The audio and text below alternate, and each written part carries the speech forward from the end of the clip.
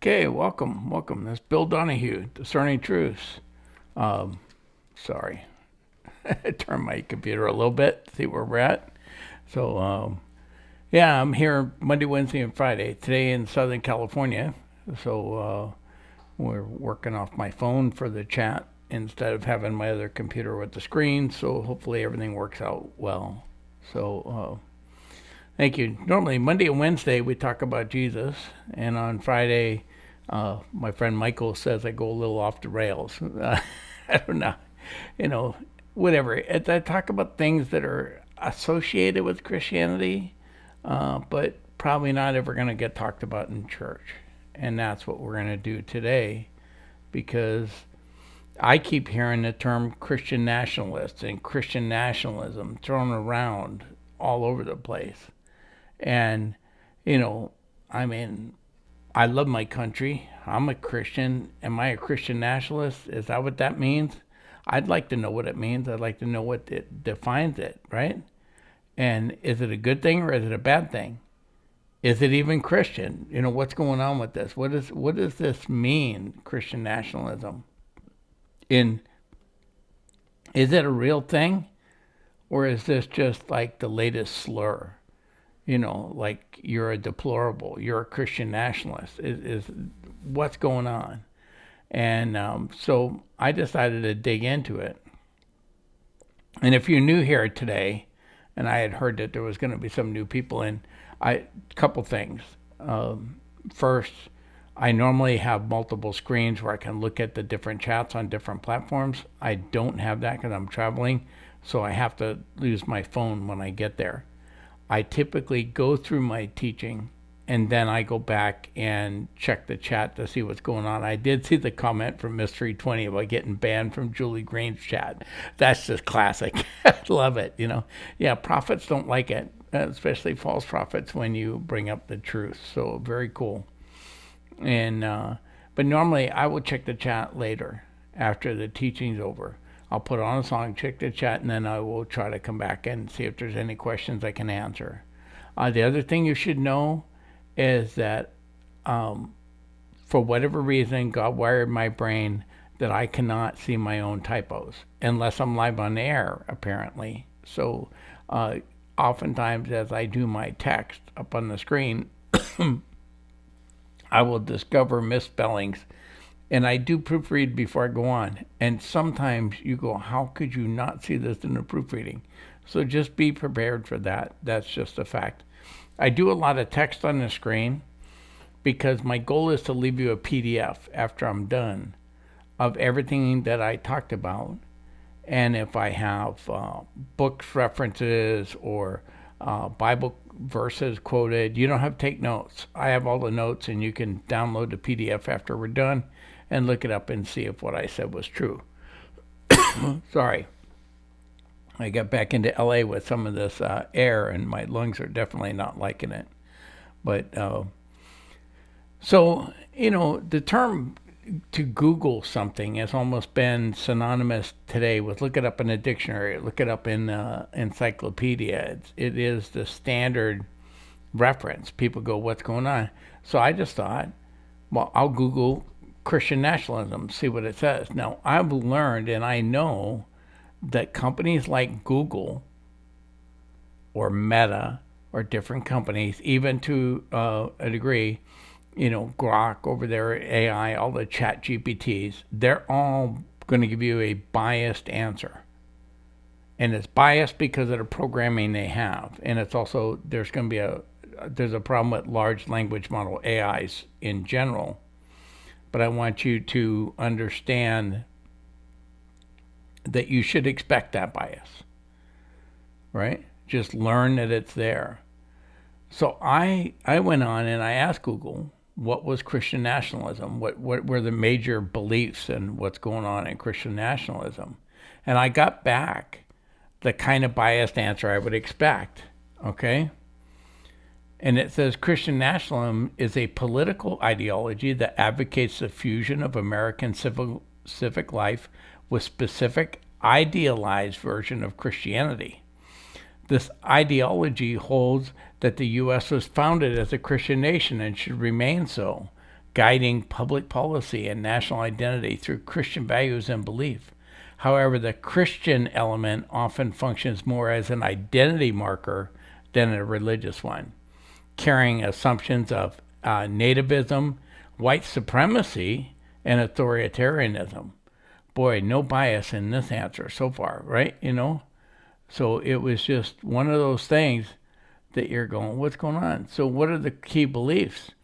And it says Christian nationalists believe that the U.S. government should formally declare itself a Christian nation, and that its laws should explicitly be based on Christian values.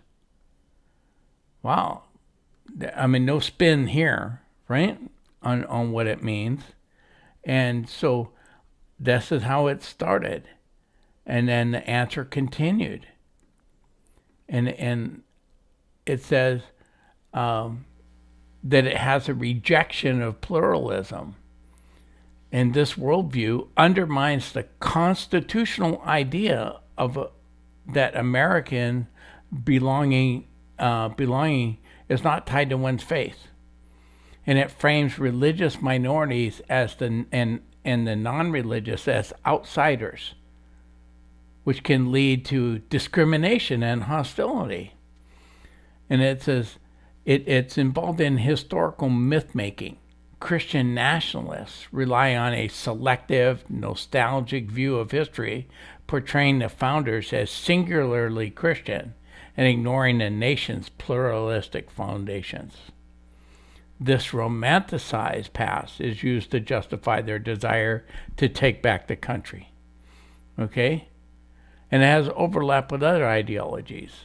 Christian nationalists often intersects with systems of exclusion, such as nativism and white supremacy and patriarchy. Social science research has documented correlations between Christian nationalism and anti-immigrant and anti-minority and anti-LGBTQ plus views. I mean, do you think there's some spin here in this answer? This was Google's answer to simply what is Christian nationalism, right? And what do they believe? Look at how they spun everything. It continues. And says you need to be careful to distinguish Christian nationalism with religious practice. It is crucial to distinguish that from mainstream Christianity and Christian political engagement. Many devout Christian advocates for justice and participate in the public square based on their faith, but they do not demand special status or power for themselves. Christian nationalists, in contrast, prioritize Christian power and cultural dominance, which critics, including many Christians, view as a political idolatry and that corrupts both democracy and Christianity itself. And it's a threat to democracy. Scholars and civil libertarians advocate that civil liberties advocates view Christian nationalists as a significant threat to American democracy and religious freedom, and undemocratic nature, and reflecting several key areas. An erosion of democratic norms. Adherents are more likely to support authoritarian tactics and justify political violence to achieve their goals. There undermines equal rights. The ideology envisions a hierarchy of citizens, where citizens, and specifically white, straight, male Christians, deserve preferential access to power and civil rights, and the misuse of religious liberty. Christian nationalist arguments have been used to circumvent anti-discrimination laws and attack the principle of church-state separation, right? And then Google continues. If you weren't decided enough that Christian nationalist is just the worst thing since Hitler, it says, recent polls and analysis indicate that Christian nationalism is an increasingly discussed and influential force in American politics, though it remains a minority position nationwide. Research by Public Religion Research Institute has found significant support among Republicans, with a majority of those who hold favorable views for Donald Trump as identifying as Christian nationalists. Oh my God, if you're a Trump supporter, you might be one of these people who's a threat to democracy. A strong correlation between the Christian nationalism and voting for Trump in 2020 and 2024. God forbid. Higher level of adherence to in red states and among white evangelical Protestants. Oh, wait, there you are.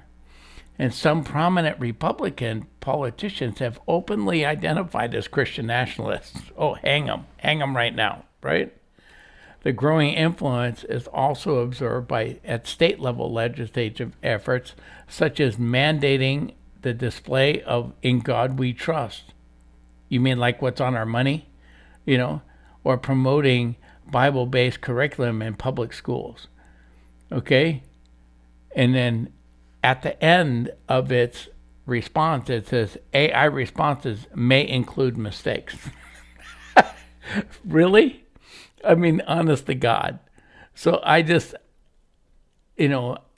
used to getting biased responses from Google and from AI. I'm so used to it that I've worked with different AIs trying to do research.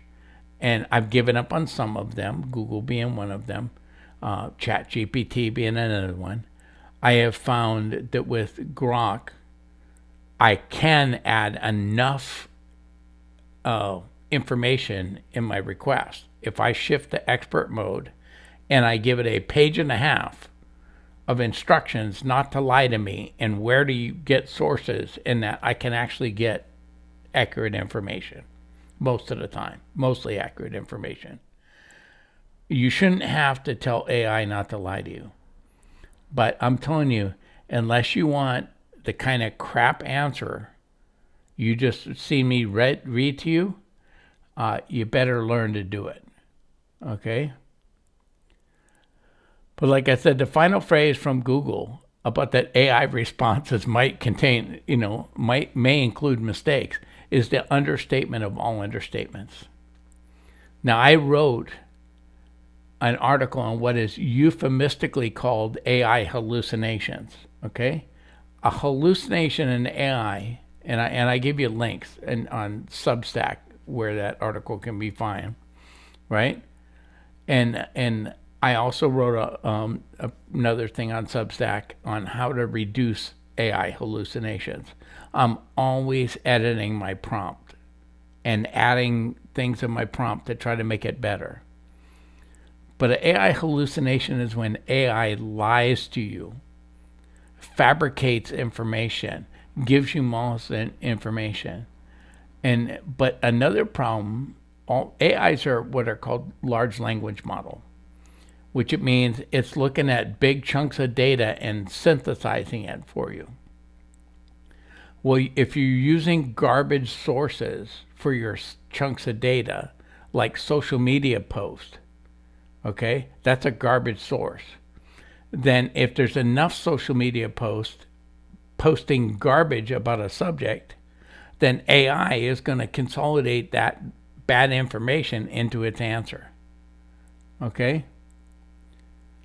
So when you start looking at stuff, you see that there's a lot of articles on social media that smear and type to smear. They're taking a term Christian nationalism and they smeared it with terms like nativism, white supremacy, authoritarianism, right? And then or people that are out trying to say that we should be formally a Christian nation. There are Christians that hold that idea, okay? And they're by no means the majority. And they put out the idea that it frames religious minorities and the non-religious as outsiders, which can lead to, discrimination and hostility. These are smears. These are. If you hold this position, then you're advocating hostility, and you see yourself as better than other people, and that anybody that's not a Christian or as a non-religious, they're less than you. They deserve less rights. This was all in their answer. Everything I pulled out in green. They claim we rely on a selective, nostalgic view of history, portraying the founders as singularly Christian and ignoring the pluralistic foundations. Okay, not every founding father in the United States was a Christian. Most of them were Christians. Some were deists. They wouldn't qualify as Christians today. They all affirmed a belief in God. They were not Muslim and Hindu and Buddhist and stuff. We were predominantly a Christian nation, Christian-based. And even if they weren't officially Christian, they held to a lot of Christian tenets. Our laws are based on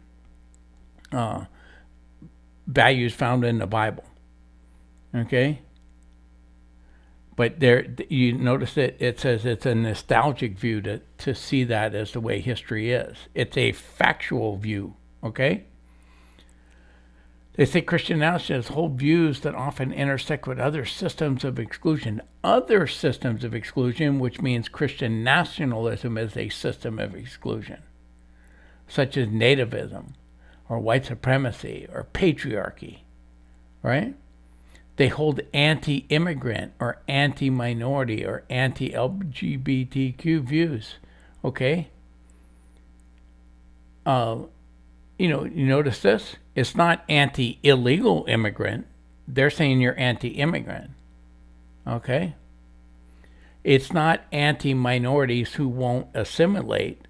You're just anti-minority. You're racist.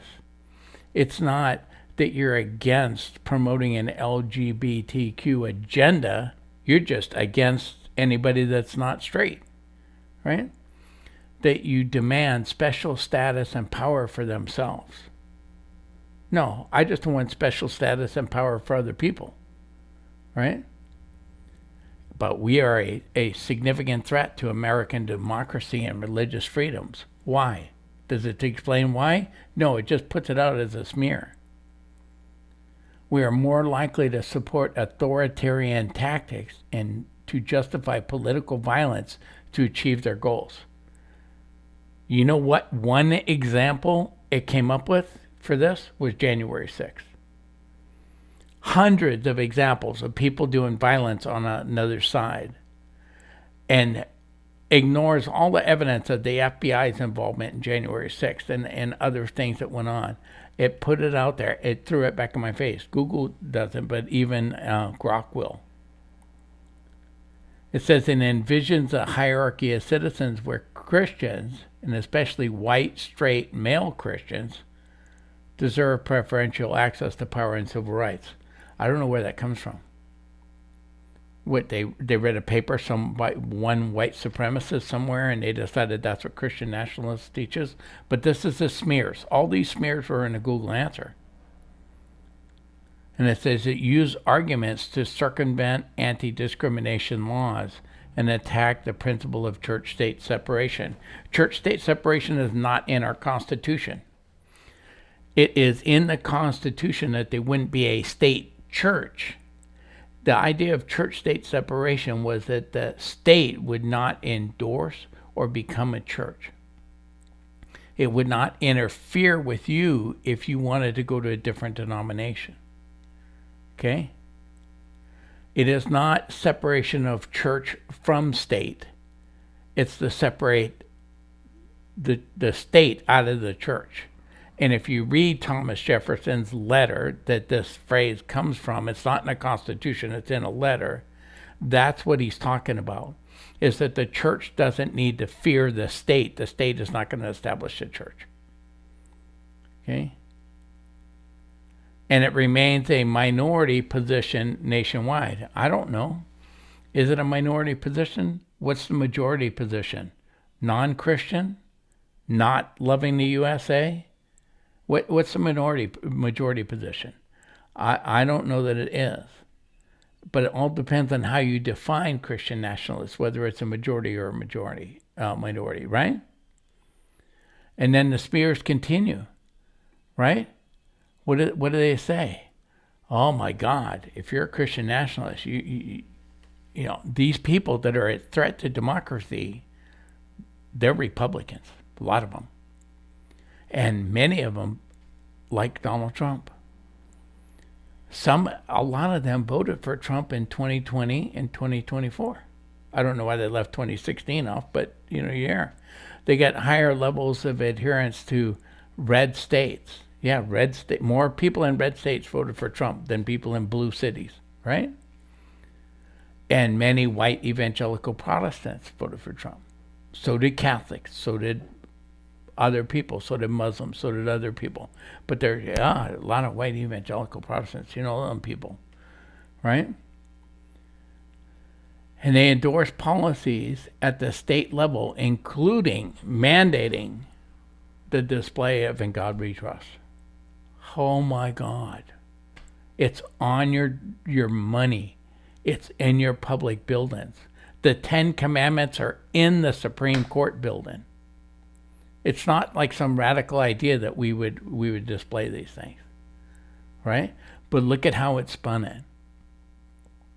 And you can see Google's answer first tried to make the term Christian nationalist sound like some extreme right-wing white supremacist thing, and then it smeared Trump and Trump supporters with it. And even said, oh my God, the world's coming to end because some prominent Republicans have openly identified themselves as Christian nationalists, right? Now, if this is the definition of Christian nationalist, I never want to be described as one, because I don't agree with half the things this thing said, right? But like I said, I'm constantly trying to update. I have an AI prompt. It's about 1.75 pages now of things I have to tell AI to have AI not lie to me. And AI is everywhere. If you use Google something, it's an AI answer. You ask Grok something, that's AI. Chat GPT, these are AI. If you don't think you're using AI, you probably are. And I'm telling you, you have to protect yourself. I am not of the opinion that AI is demonic. I have friends that believe that it's actually the demon in the machine. I don't hold that view. But it is not benign. It's not like a hammer that is neither good nor evil. The programming in AI is not friendly to you. You need to take defenses to it, right? So I'm including in here what I wrote up and have refined and changed over time.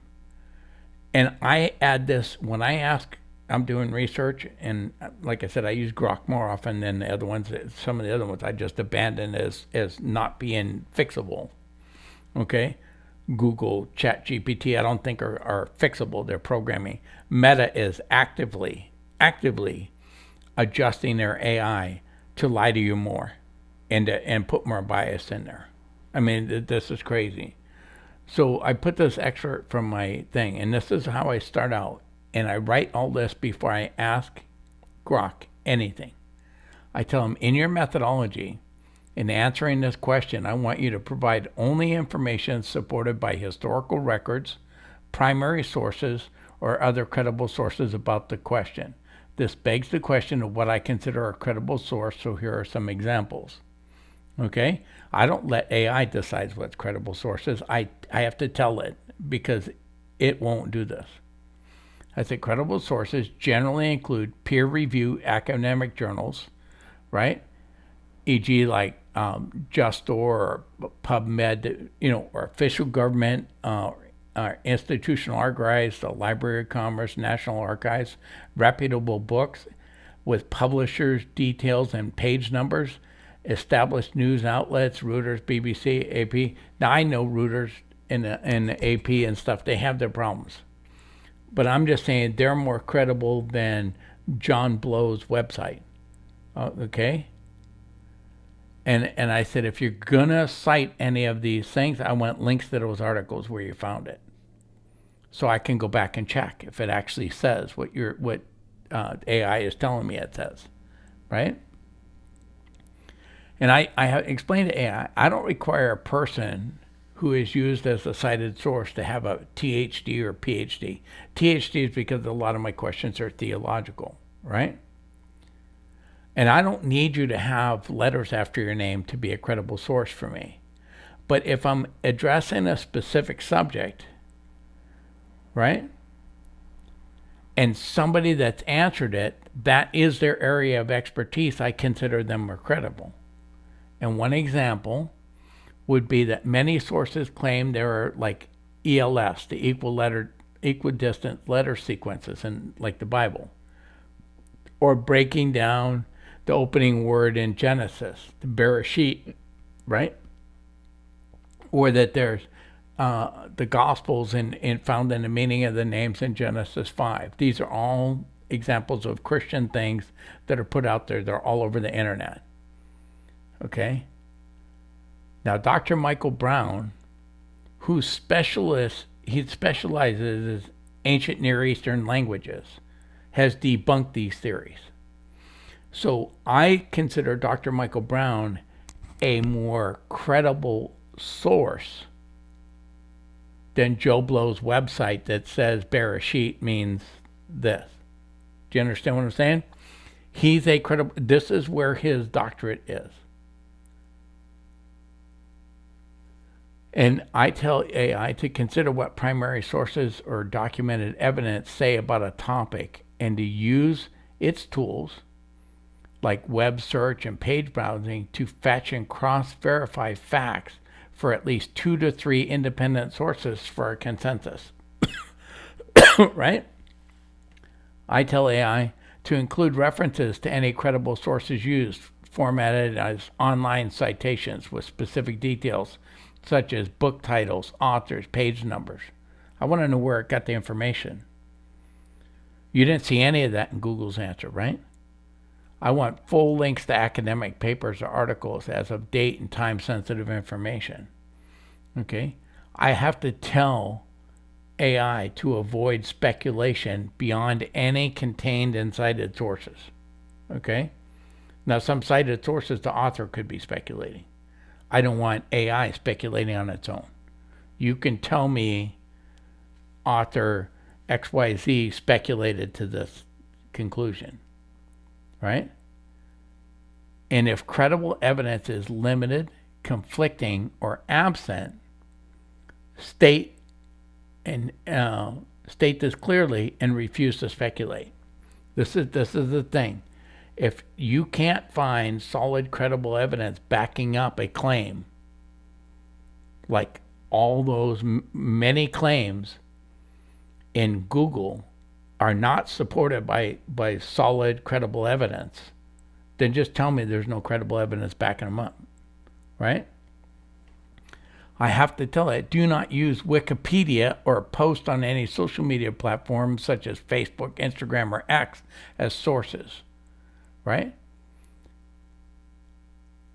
If X tools are relevant, limit the verified institutional accounts or linked credible accounts, but prioritize non-social sources. Okay? Telling you, if you have credible source and it happens to be posted on X, you can use it, but don't prioritize it, right? And everybody's got a bias. I try to think of my own bias, my own confirmation bias. And I will break down my questions to the best of my ability, but sometimes I miss, right? And I tell AI, I will attempt to break down complex questions. I want you to examine the breakdown to see if a further breakdown is beneficial. And if so, create a step-by-step explanation of known events and aspects of the topic based on historical records, literary evidence, using chain of thought reasoning and tools for verification. Consider using timelines, tables, or enumerations for clarity if they enhance accuracy. You see how much work I had to put into just my AI prompt? And I tell it, I want your answer to Number one, present all major perspectives on this objectively without favoring one side, searching for a balanced distribution of sources representing stakeholders if controversial. And two, include both supporting and opposing views of the subject, backed up by evidence from credible sources. Three, ignore any assumptions in my question unless I specifically state to accept certain assumptions. Okay? And respond only with documented facts about the subject, and then point out any potential bias in my question about the topic and provide a balanced response regardless of any confirmation bias implied in my question, right? And provide a comprehensive summary of this topic covering all relevant angles, even those I might not expect, while highlighting any gaps in evidence. So then after all that, I ask Grok, given that criteria, what is Christian nationalism? Right? You want to see a different answer than Google? Watch this. Grok says Christian nationalism, right? Before I got that, it's crazy to me that I had to add a 1.75 pages of text that I've refined over the last couple of years to just make AI not lie to me, okay? And not to peddle me propaganda. I just want the truth. It's a 1.75 pages long now. All that stuff just to make that happen. This is the world we live in. But after I do it and I make it not use garbage sources and only tell me the truth and only use credible references, watch the change. It says Christian nationalism is an ideology that seeks to merge privilege. It added that you still have this bias. Privilege, Christian identity, values, and practices with a nation's civic and political life, often advocating for government policies that reflect or enforce a particular interpretation of Christianity. This can include efforts to declare a nation officially Christian, base laws on Christian principles, prioritize Christian symbols or teaching in public institution. According to sociologists Paul A. Jujup, Andrew L. Whitehead, and Samuel L. Perry, Christian nationalism can be understood as a convergent social identity that merges cultural Christianity and American nationality, emphasizing symbolic boundaries that distinguish true Americans based on Christian heritage rather than a strict theological adherence. Similarly, Eric L. McDaniels and Ifran Neworden and Alice Shortle define it as pervasive set of beliefs and ideals that merge American Christian group membership, often involving a defense of the nation's perceived Christian origins, and warnings about threats to the heritage from demographic or cultural changes. Wow, way less bias so far. These Christian nationalists, they actually want you to merge your political life and your faith. They want you to hold political values that are based on your faith. Wow, that's crazy. You know, this is exactly what the founders did. They want laws based on Christian values. Exactly what the founders did, right? This is no longer hostile. So far, using this terminology and this definition of Christian nationalism, I'm going to identify with everything except for the fact that I want special privilege, right? I don't want any special privilege. It continues. In a broader global context, it is described as an ideology aiming to maintain a legal fusion between Christianity and nationalist character, with governments promoting or enforcing the religious position. However, the term lacks a universally agreed upon definition, leading some scholars to argue that it is often applied imprecisely or expansively, sometimes conflating it with general conservative Christian political engagement or patriotism. Boy, there's the big thing right there. It does not have a globally recognized definition. So people are conflating it, for different things, right? The roots of Christian nationalism extend back centuries, with early precedents in European colonial expansion. In 1493, following Christopher Columbus's voyage, Pope Alexander VI issued a papal bull in Inter Caetera, which granted Spain dominion over the newly encountered lands in America, framing conquest as a means to spread Catholicism and to civilize the indigenous people deemed barbarous. I mean, that's true, barbarous. This was part of the broader doctrine of discovery articulated in a 15th century papal edict like Dum Diversas in 1452 and Pope Nicholas V, which authorized the invasion, enslavement, and subjugation of non-Christians, intertwining Christian supremacy with the imperial ambitions and justified transatlantic slave trade and colonialism. This is all true. Okay? These ideas influenced later American concepts such as manifest destiny. And if you don't know what manifest destiny, it was the idea that the United States, the colonies, the Eastern, when they originally formed under life, had a divine right and destiny to expand westward all the way to the Pacific and not let Spain, Portugal, France, and stuff take part of that land. Okay? That's what manifest destiny was taught. That was very popular in the early United States. That's based on a theological position that God had chosen the United States to be a nation where the light shine, right? In the United States, despite the Founding Fathers' emphasis on church-state separation and the First Amendment, this isn't where, despite everything I told Grok, it's still peddling nonsense because this nonsense is found in academic papers. Okay? Narratives of America as a Christian nation emerged post-Revolutionary War, amplified by evangelical historians after George Washington's death in 1799. Okay? So, going back to the very founding of the United States, there was an argument that America was a Christian nation. And they're saying, Grok's telling me, but it's not true because the First Amendment says it's not true. What it says is there will be no state church. There is no state religion of Christianity in the United States. It is generally a Christian nation. Less now, I mean, we're only depends by whose poll you're at, 80% or something. That's still the vast majority. The ideology gained traction in 1930s through anti-New Deal business interests that linked capitalism to Christianity.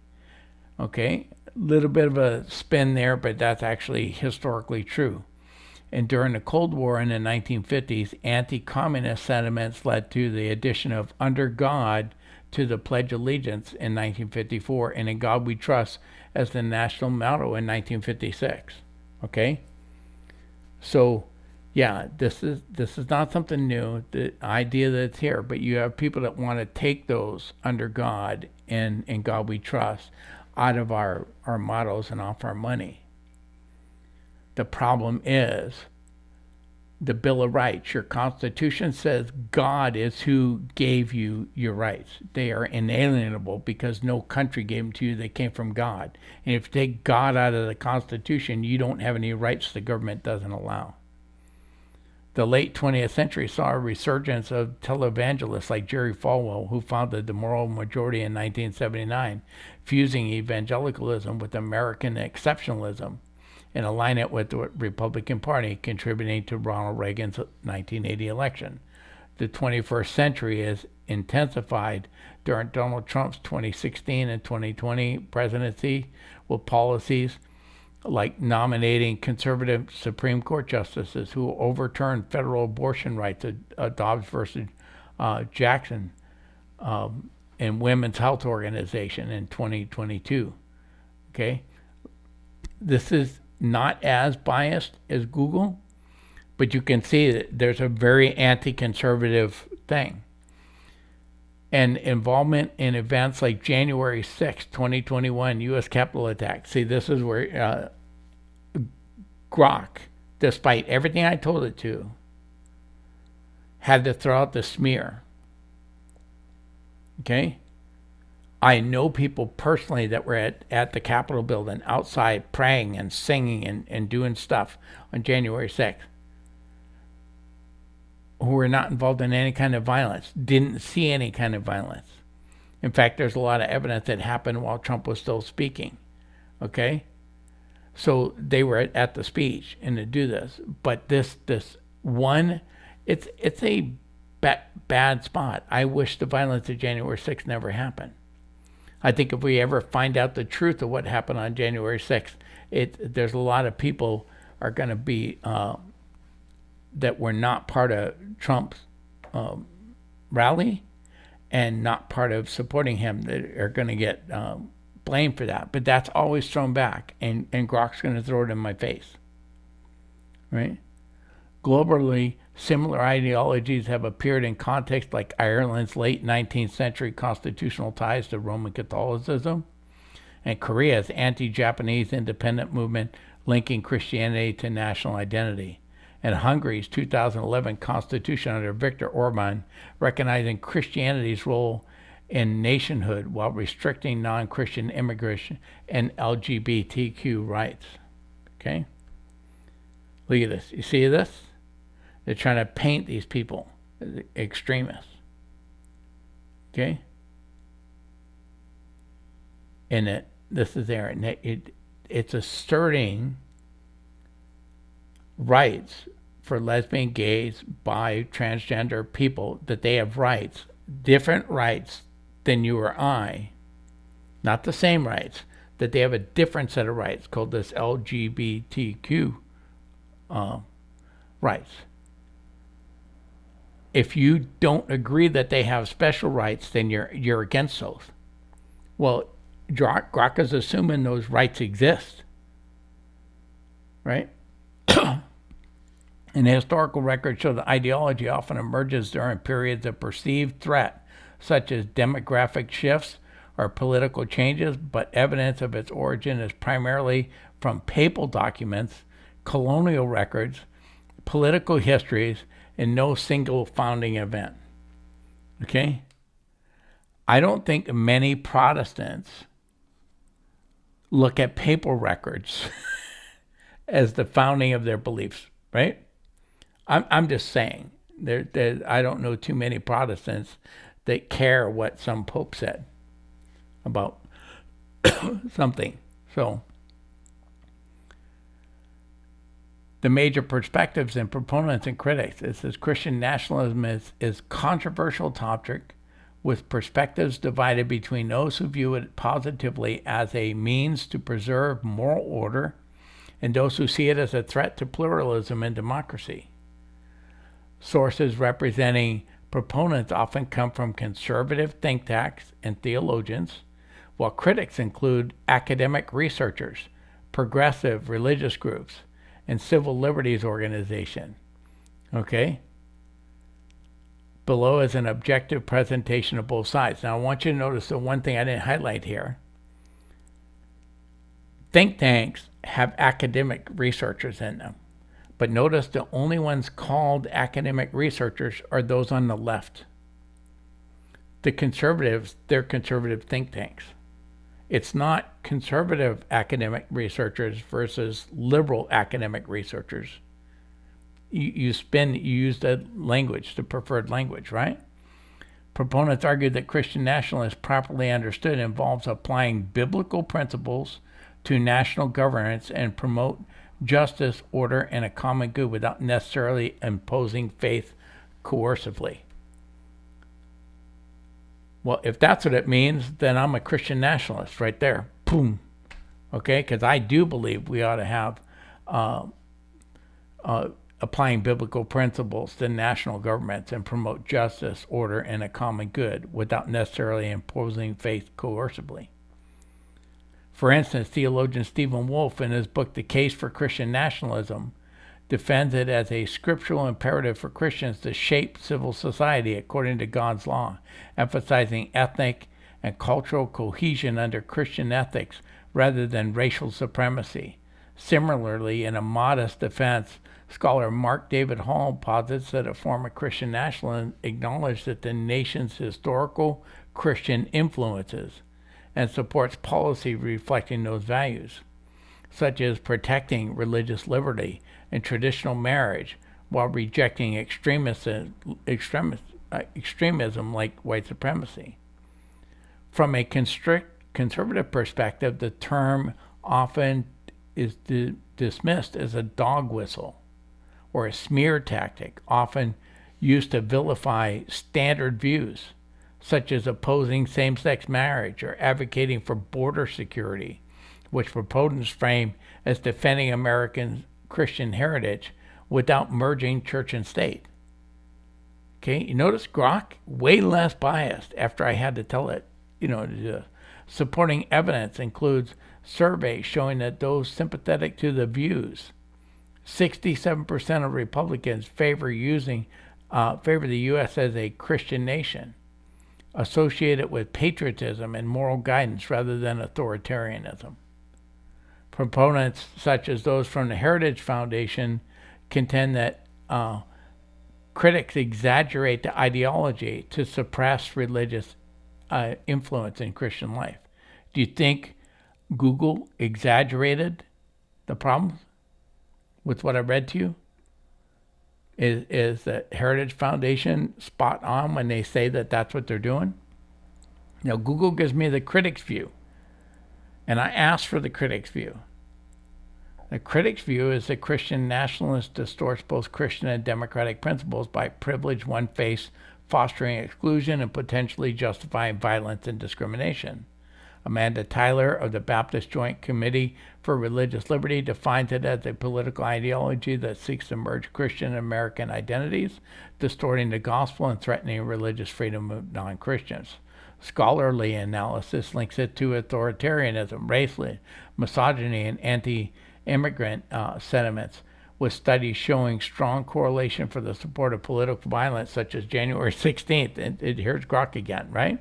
Attack, especially when combined with white identity, perceived victimhood, or conspiracy theories like QAnon. Oh, if you didn't have January 6th enough, we're going to throw in a QAnon in here. Okay? But notice how Grok described it. That's a scholarly analysis, not the critic's view. The critic's view, oh, it's scholarly. You see this bias. For example, in 2021, a study found that Christian nationalists independently predicts increased justification for riots with a fact sample applies in these factors. How many conservative riots have you ever seen? Take January 6th out of here. How many cities have been burned? How many riots have you seen? How much violence have you seen by conservatives? Now, how much have you done by liberals? But look at how, even when I tell Grok not to lie to me and only use sources, it is built into their program because liberals are writing the code, right? These biases are built into their answer. Progressive Christian groups such as Christians Against Christian Nationalism condemn it as a distortion of the gospel of Jesus that endangered democracy by promoting a theocratic vision. Opposing evidence from surveys indicates a low overall support, e.g. only 5% of Americans view it favorably, per Pew as of October 20. Well, if you define it the way Google has defined it, or the way these critics define it, I'm not in favor of Christian nationalism. If you define it as the way the conservatives defined it, that Grok just answered, I'm proud to be a Christian nationalist. It depends on how you define this word, right?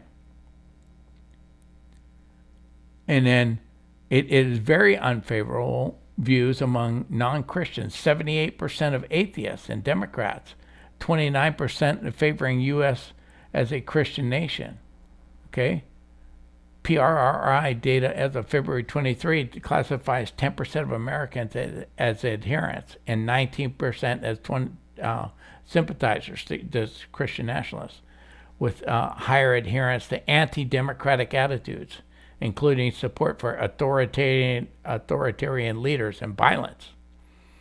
Critics include the Center for American Progress argue it poses a single biggest threat to U.S. religious freedom, misapplying by implying Americans is for Christians alone. This critic's view is the answer I got from Google. Completely biased, completely unbased on any kind of like factual academic basis, right? This is liberal groups defining what a word means, a term means, and then owning it. And they take the public square by deciding what a name means, what a word means. They win this all the time, right? And supporting evidence for this opposing views, right? Supporting views for Christian nationalism often cite historical precedents, like the U.S.'s Christian influence founding documents, right? Cold War era policies, and as evidence of legitimacy. I don't know, our founding documents, like the Constitution and Declaration of Independence, that might be a reasonable thing. Opposing evidence highlights links to prejudice, studies showing it predicts nativism, Islamophobia, anti-Semitism, radical distrust among adherents, right? For instance, again, this PRRI, this one research group, American Values Atlas, as of February 25, reports 10% of adherents and 20% sympathizers nationwide, with higher concentration in states like Alabama, okay, and lower in Massachusetts, correlating with conservative politics, but not uniformly with religiosity. Okay? Gaps in evidence. Remember I told Grok, if there's gaps in evidence, I want you to tell me? Credible sources agree on core elements, but no conflicts in interpretation. Promoted see it as benign moral influence, while critics view it inherently exclusionary with limited longitudinal data on its evolution pre-20th century beyond colonial records. Doesn't exist before the 20th century except for in the colonial records, right? Oh my God. You know? And evidence is U.S.-centric with fewer studies on global variants, okay? And surveys rely on self-reported attitudes which may not capture behavioral impact. Where evidence is absent, such as direct causal links or specific policy, no speculation is warranted. See, I told Grok not to speculate and to tell me where there was no evidence. And what he just tell you, there's no evidence. And speculation is not warranted. Okay? Did Google think no evidence or tell me there was no evidence? No, it presented the critic's view as the answer, right? So did you notice what happened in this answer? When I demanded that AI use credible sources and take steps to reduce the instances of hallucination, suddenly 90% of the slurs are just gone, right? And then when they are included, they are clearly labeled as critics contend. Do you notice Grok still labeled the favorable views supporting views, right? But critical views were elevated to the status of labeling them opposing evidence. So if you have evidence supporting the idea of Christian nationalism, it's just a view. But if you have something opposing Christian nationalism, it's evidence. So even with all my efforts, Grok still, in its labeling, favored the opposing view. Grok did conflate the First Amendment with separation of church and state. They are two different things. And if you don't understand it, you haven't studied the subject, right? Because it says the Founding Fathers' emphasis on church-state separation in the First Amendment. Go ahead and read it. Tell me where that exists. Okay? It's freedom of religion, not freedom from religion. The founding fathers were very much against a state-run church. Absolutely. They had European history in their immediate history to know it. A lot of the people that came to the United States that founded us, the colonialists that came over here, were fleeing Europe. They were fleeing a state church. Nobody in the United States wants a state church. Nobody, no, in the founders, they were not arguing for a state church. We have some Christians today, people often associated with NAR and with the theonomy, this idea that we ought to have a state church and to do that. There are some Christians. They are a minority. I will agree they're a minority, but that have argued for that. But in the founders, it was clear the founders of the United States did not want a state church. But they based, all their documents are based on a Christian view of the world. What is right, what is wrong, that God, not Allah or Buddha or somebody else gave you your rights, the God of the Bible, and that's what they're talking about. This is why it's sometimes called Judeo-Christian values. I don't know that that's exactly correct, but it's Christian values. There weren't a bunch of things. Grok also threw in what seems like an obligatory reference to the involvement in events in January 6th, and it put it in twice, right? And it also defaulted to the language of LGBTQ plus rights, that they have rights. They have the same rights I do, but they're instead of calling them issues, right? They could have said, or agenda, right? It could have said, if it talked about an LGBTQ agenda, that would negatively spin it. Issues is more neutral. Rights positively spins their agenda. See what's going on? And it described alignment of our laws and policies with Christian value as merging or giving privilege to Christian identity. You know? This is not. I'm telling you right now, a lot of your laws are based on the Ten Commandments. They're based on Christian principles. Is that merging? Or are you taking truth of your faith and making it law? What we did, it's not, our Constitution was designed so that you could be Catholic, Presbyterian, Baptist, whatever, without being infringed on. But there's a common core value among all those groups and many others that are part of our law, right? We do not have Sharia law as part of our laws. That's Islamic. We do not have atheistic values, at least we didn't, as part of our laws. There are people trying to make atheistic values part of your laws, right? They were not. It was founded on Christian laws, right? But you see how Grok spun the language. That, instead of aligning it, you're merging it, okay? Well, aligning is kind of benign. Merging it seems hostile, right? And suddenly, with the biased language and the garbage, data, and questionable sources mostly removed, took me a page and 3/4 of telling Grok not to lie to me, not to use garbage sources. I got most of it out, right? Suddenly, it's only the critic side that views Christian nationalism as racist and bigot and simple-minded and colonialist and invaders, bigots. And so Christian nationalist becomes another ad hominem like deplorables, right? And recently, even the term Christ is King became controversial. I don't know how you can make it. I mean, it's a more axiomatic fact that Christ is King. He's the King of Kings. He's the Lord of Lords.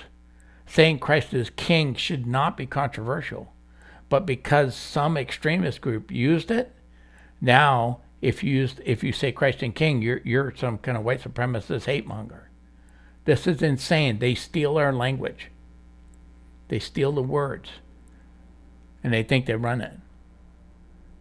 And the same thing has happened with Christian nationalists, because they have taken a word, they applied to it their critics' idea of what it is, and have so many people on the left putting out so much garbage about it that you can't read anywhere without getting for that.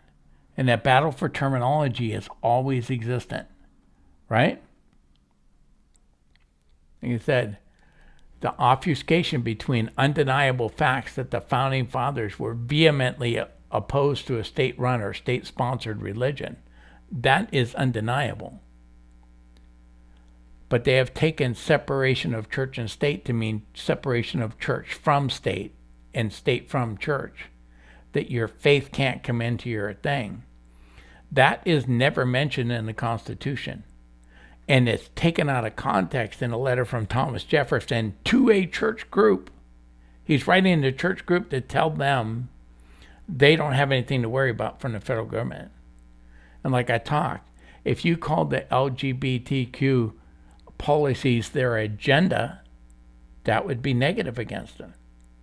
But it says LGBTQ rights. Well, who can be opposed to rights? It's a battle for terminology, right? We had the same thing in the abortion debate. It became discussed as a question of women's rights, right? And the same thing, you have the rights of women, the rights of LGBTQ. Not about, what about the rights of the child? Is that child a living human being? They won the battle of terminology in abortion issue. They won it in the LGBTQ thing. They have taken over it to where you can't even have those conversations. And like I said, anytime you talk about anything conservative, taking back our country or standing up for our country, the violence from January 6th is thrown in your face. It is nonstop. It's like vomit that comes out of their mouth. And even, like I said, Grok couldn't stop. Twice they had to vomit this nonsense on me. I don't know many conservatives that were not disgusted by the violence that went on January 6th. Even friends that were there were disgusted by the violence that happened, even though they didn't see it live. You've seen the thing. It wasn't them. It wasn't part of it, but they want to slam us all with that violence. And it doesn't matter how much evidence comes forward that the FBI was very much involved in inciting that violence, right? And that paid actors were involved. The fact remains a very small percentage of people that were patriots in Washington, D.C. did get involved in that violence. That's just true. Liberals can burn entire cities and city centers down, and it's called a mostly peaceful protest. But January 6th is called an insurrection, or the greatest attack on America since Pearl Harbor, by liberals. It's a battle for terminology. And I, for one, I'm not going to let them win this one. Christ is king. He's my king. He is king. He's king whether you want to acknowledge him as king or not. You can't say he's not my king. Christ is king. You don't get to choose. Right? He's the King of Kings. And I'm a Christian nationalist, just like many of the founding fathers were Christian nationalists. They loved this nation. They loved Christ. Right? Now, I'm against the theonomy, this idea that we ought to pass laws in the government enforcing you to keep, like Mosaic law and stuff, and to do that. But I'm not against passing laws that make murder wrong, and that thou shalt not kill is part of the Ten Commandments, right? Now, I love people in general, and that may be an overstatement. I love you at a distance, okay? I'm not really touchy-feely person, that love, but I do generally love people. And I have a special appreciation for women, especially strong women.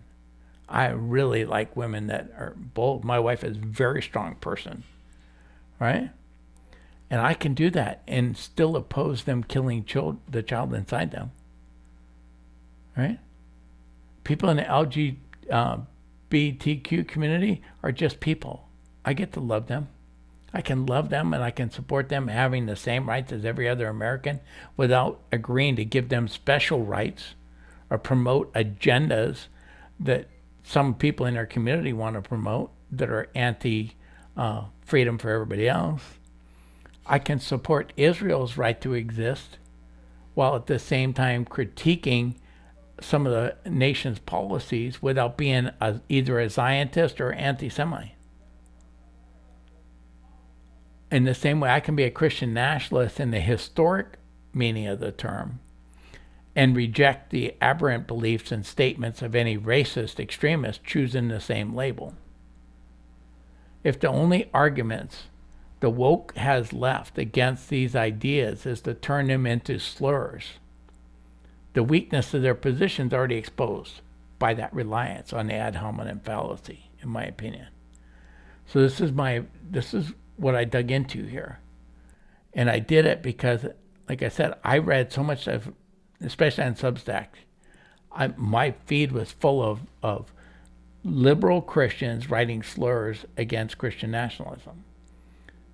To where I thought I knew what the term meant when I started. And after reading their articles, I said, well, it must mean something different than I think it needs. And then when I tried to investigate it, you can see, depends on which source I used. If I want garbage sources and prejudiced input, all I got to do is ask AI, ask Google, and I'll get that back. I'll get garbage sources back.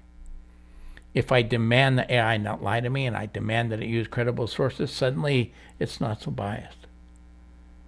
And this is the world we live in.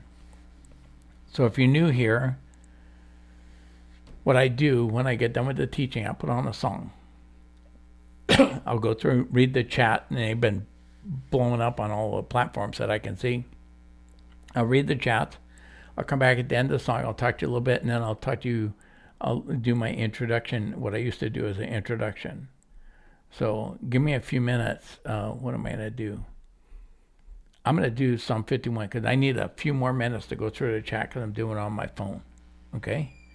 And Psalm 51 is a rock and roll version of the song by Michael. So I'll be back after this.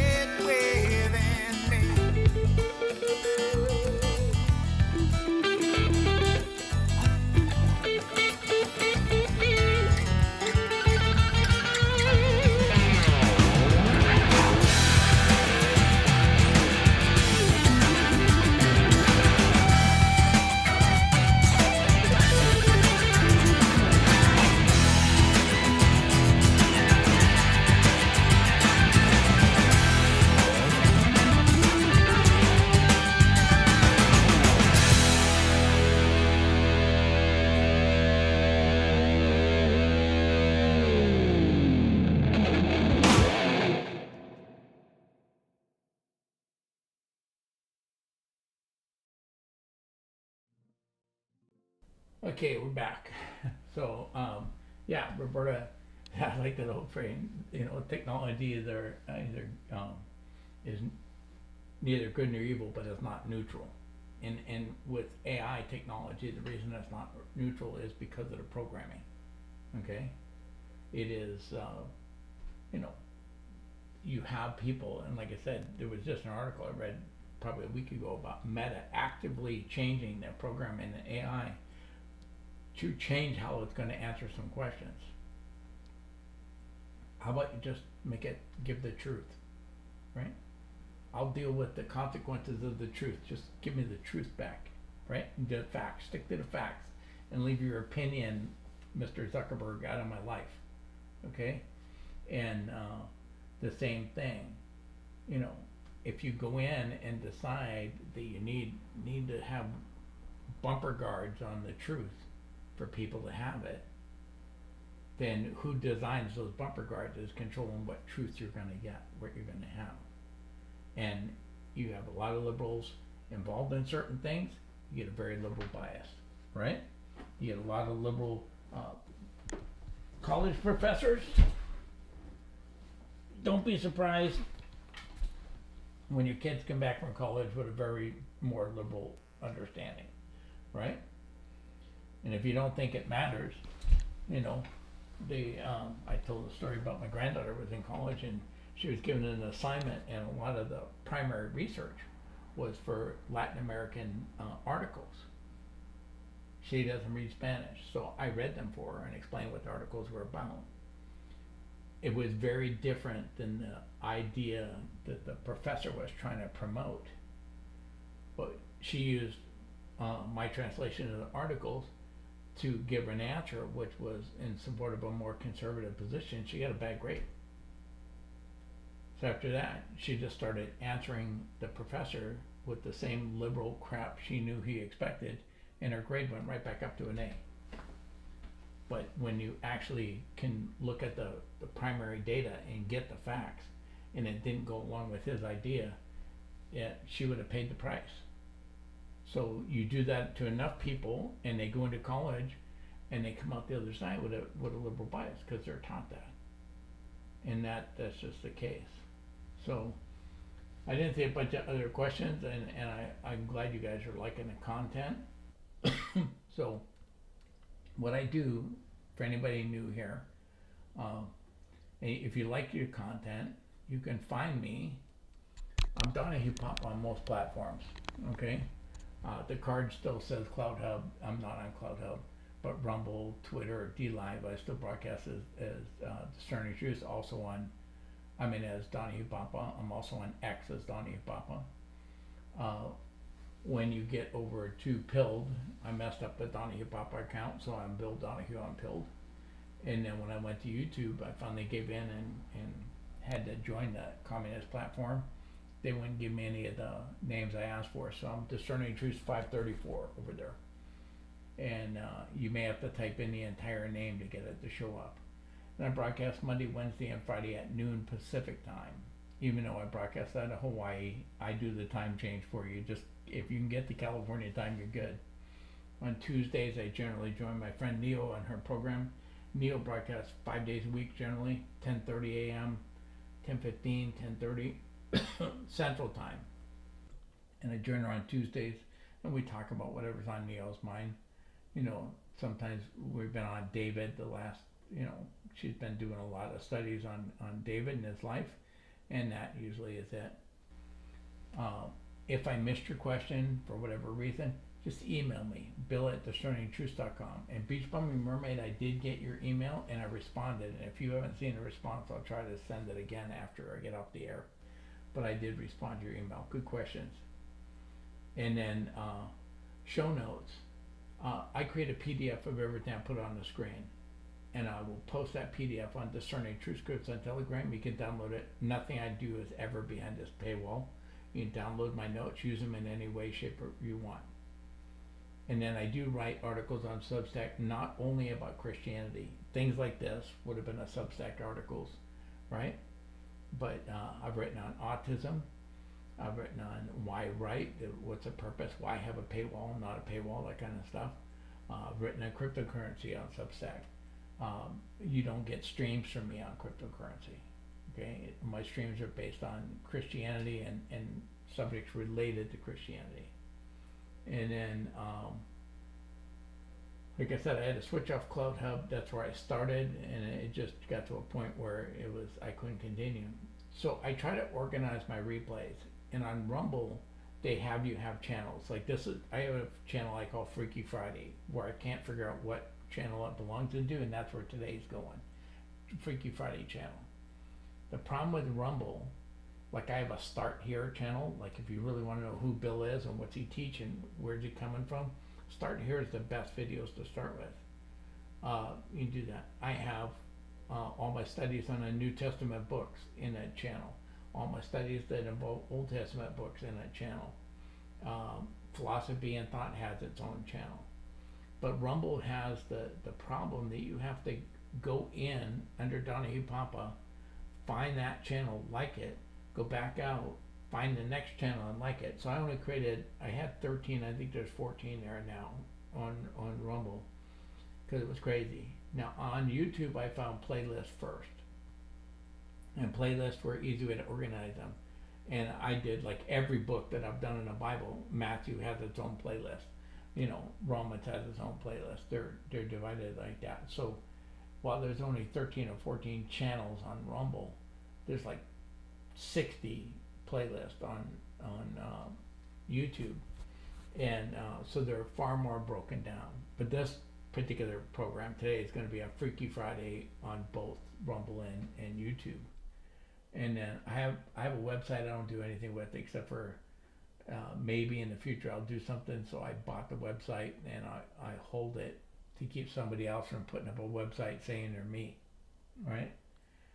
And then my friend Michael Baden in California, God willing, we'll get together this time in California. I haven't seen Michael and Linda in ages. He teaches the Bible 6 days a week. His wife Linda joins him on Sunday and Monday and Friday. And you think, Bill, you're in California, what's the problem? I'm at the beach, and Michael's way inland, and it's not that many miles, but it's an hour and a half to 2.5 hour ride each way, depends on what time of the day you got to cross LA. So if it's 2 hours, that's 4 hours round trip. You're going to spend a couple hours together.